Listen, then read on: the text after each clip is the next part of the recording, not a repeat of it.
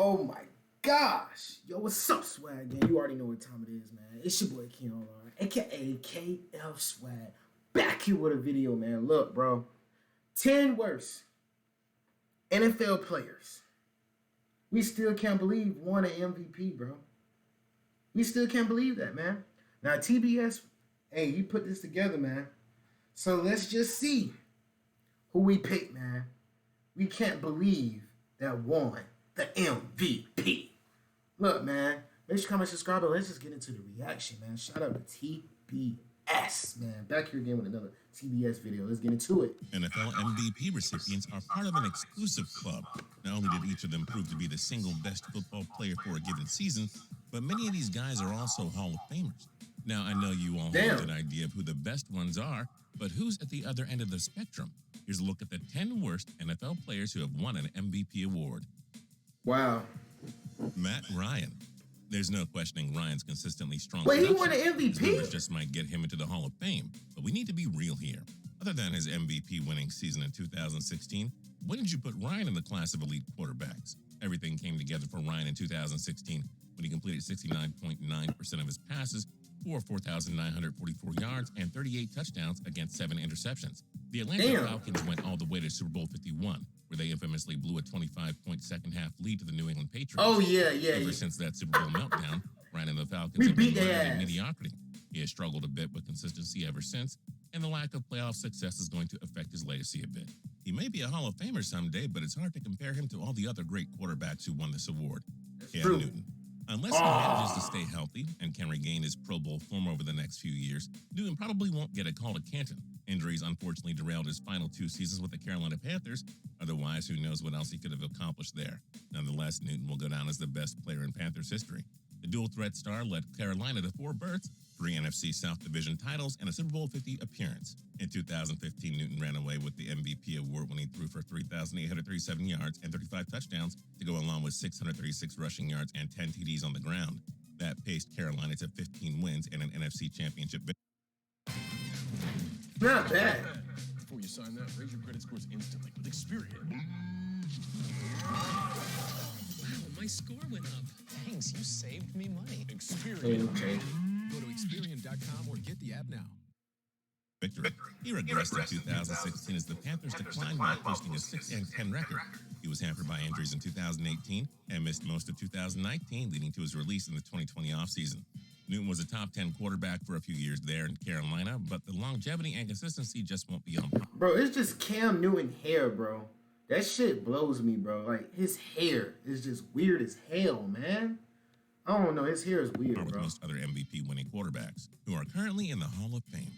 Rich Gannon. Gannon was an ultra-late bloomer who didn't break out until his age 34 season with the Oakland Raiders in 1999. That was under young head coach John Gruden, who got the most out of Gannon in his West Coast offense.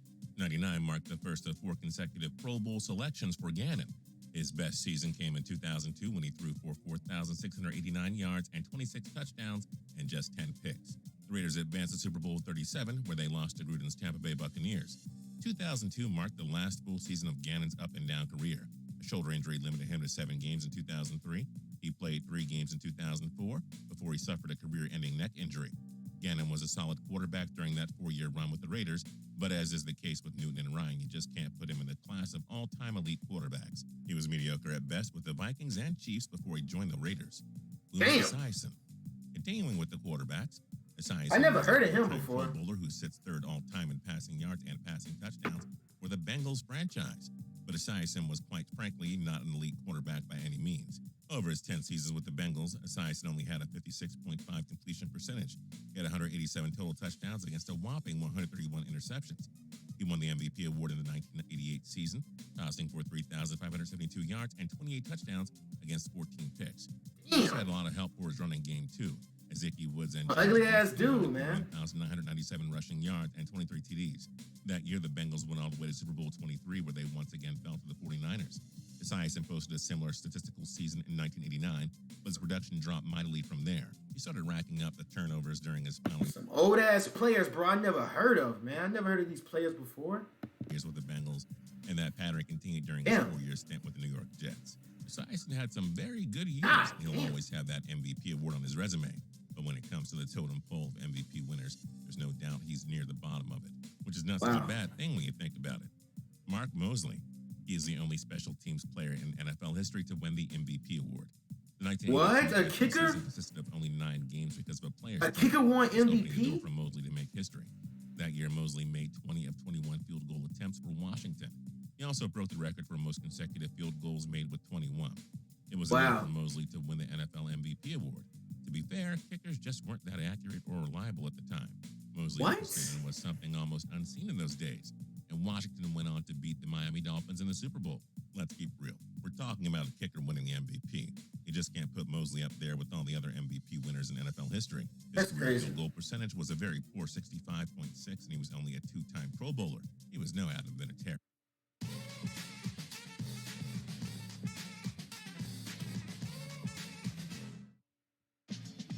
To get the The best same. out of your car, put the best in your car. John Brody. Brody spent his entire 17-year career, which spanned from 57 to 73 with the 49ers. Simply put, he gave the San Fran fans something to watch, even though they were rarely competitive during his career. Brody was one of the few true pocket passers of the 60s when the league slowly began to transition towards a more pass-heavy game. He, along with Unitas, Jurgensen, and Tarkenton, revolutionized the quarterback position that decade. Brody won the NFL MVP award in 1970 after accumulating 2,941 passing yards and 24 touchdowns against 10 interceptions. He led San Fran to the NFC Championship game, where they fell to the Dallas Cowboys. Brody put up some strong numbers and won several individual awards, but he did have more career interceptions than TDs with 224 against 214, respectively. He went 74, 76, and 8 and only had 2 winning seasons as a starter in San Fran. So, he was a solid quarterback and all, but definitely not in that class of the best players to have won the MVP award. Dick Jones. Jones enjoyed some brief success for the Baltimore Colts in the post-Johnny Unitas era. Yep, I don't know none of these dudes, bro, but it's crazy. Damn. in the Damn. postseason 3 years in a row from 75 to 77, though they went one and done each time. Over that 3-year span, Jones went 31-11 as the Colts starter. In 76, he won Offensive Player of the Year and MVP honors after tossing a league-leading 3,104 passing yards and 24 touchdowns against 9 picks. That's But nice. aside from that hot 3-year run, Jones was a fairly mediocre to average quarterback. His interception numbers were awfully high, and he only posted a completion percentage above 60% twice. The longevity just wasn't there either. He was the only main starting quarterback for 6 seasons. So yeah, Jones was a solid but never great quarterback. It all came together for him in 76. But we aren't talking about one of the all-time great QBs here, not even close. Larry Brown. Before you all get Oh, I like confused, Larry it's Brown. 3-time Super Bowl champion cornerback Larry Heard Brown about of the Larry Dallas Brown. Cowboys. Rather, we're talking about Larry Brown, the running back, who played for Washington from 1969 to 76. A knee injury unfortunately forced Brown to retire early after his age 29 season. He still pieced together a very solid career over those 8 NFL seasons. Brown was a 4-time Pro Bowler who led the NFL in rushing during the 1970 campaign.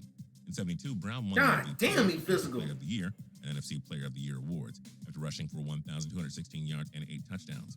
Brown also had 32 catches for 473 yards and 4 touchdowns. But even when he was healthy, Brown wasn't quite as dominant as other running backs in the 70s. Really? Brown only hit the 1,000-yard rushing mark twice. He never once hit double-digit rushing scores. Also struggled with Wow. ball security, fumbling 40 times during his 8-year career. Again, we aren't taking away anything from Brown here. He won the MVP in 72, sure. But he's not in the Hall of Fame, and he wasn't one of the absolute top-tier running backs of his era.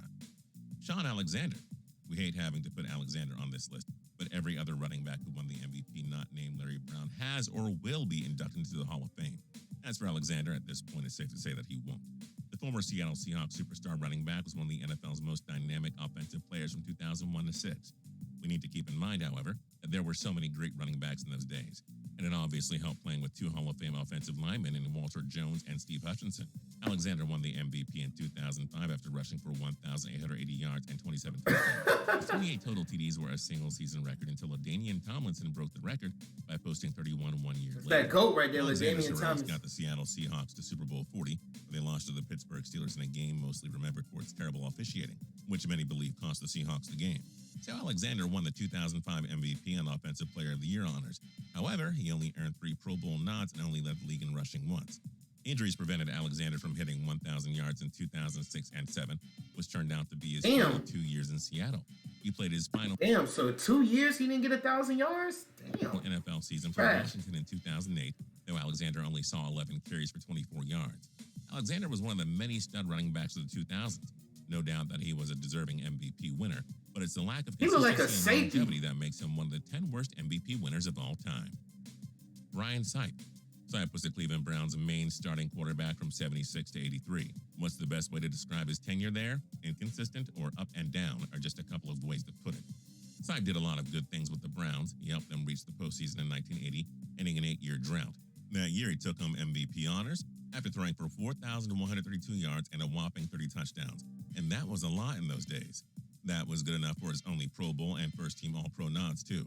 Sipe wasn't quite a one-year wonder because he had several other productive years, but he was never close to being that dominant again. He struggled immensely with ball security, tossing 149 interceptions in just 125 appearances. Not only that, but Sipe only averaged over 200 passing yards in 4 different seasons.